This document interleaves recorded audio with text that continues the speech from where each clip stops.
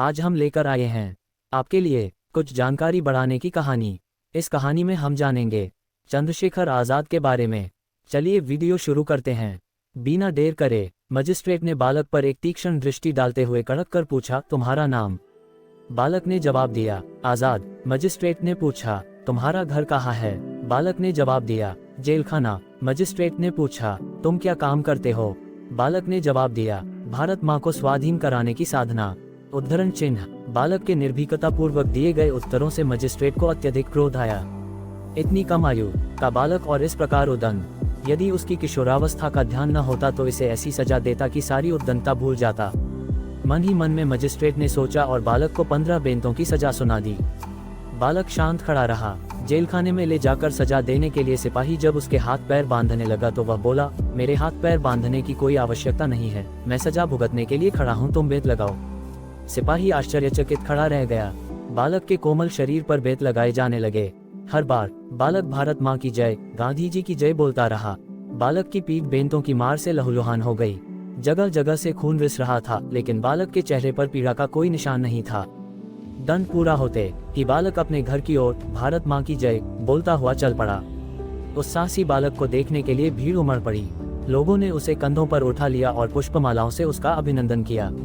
ये थे बालक चंद्रशेखर, जो वाराणसी में किशोर बालकों के जुलूस का नेतृत्व करते हुए अंग्रेज पुलिस द्वारा गिरफ्तार करके अदालत में लाए गए थे और उनके उत्तरों से जल भूनकर मजिस्ट्रेट ने 15 बेंतों की सजा सुनाई थी।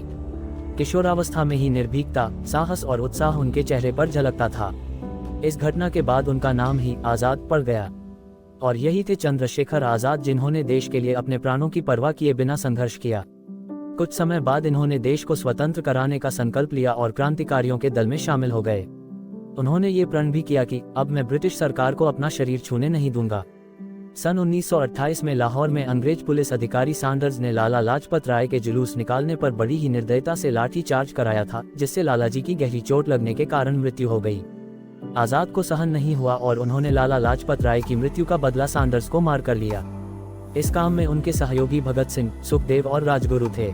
आज़ाद की तरह अनेक क्रांतिकारी नौजवानों ने भी ब्रिटिश शासन का अंत करने के लिए संघर्ष किया। उस समय सरदार भगत सिंह, राजगुरु और सुखदेव ब्रिटिश शासन का विरोध करने को तत्पर थे। अंग्रेजों के प्रति विरोध प्रदर्शित करने के लिए भगत सिंह और बटुकेश्वर दत्त ने केंद्रीय विधानसभा भवन में बम फेंका। बम फेंकने के बाद वे दोनों अपने स्थान पर खड़े रहे और क्रांति अमर रहे का नारा लगाते रहे। उन्हें गिरफ्तार कर लिया गया। बाद में भगत सिंह, राजगुरु और सुखदेव को प्राणदंड दिया गया।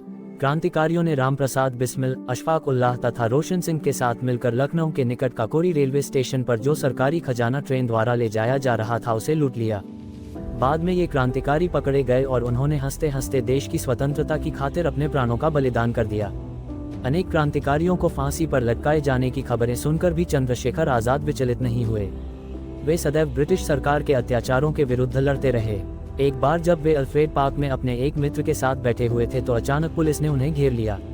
अपने साथी को बचकर निकल जाने का इशारा करके वे अकेले ही पुलिस का सामना करने लगे। वे बुरी तरह घायल हो चुके थे।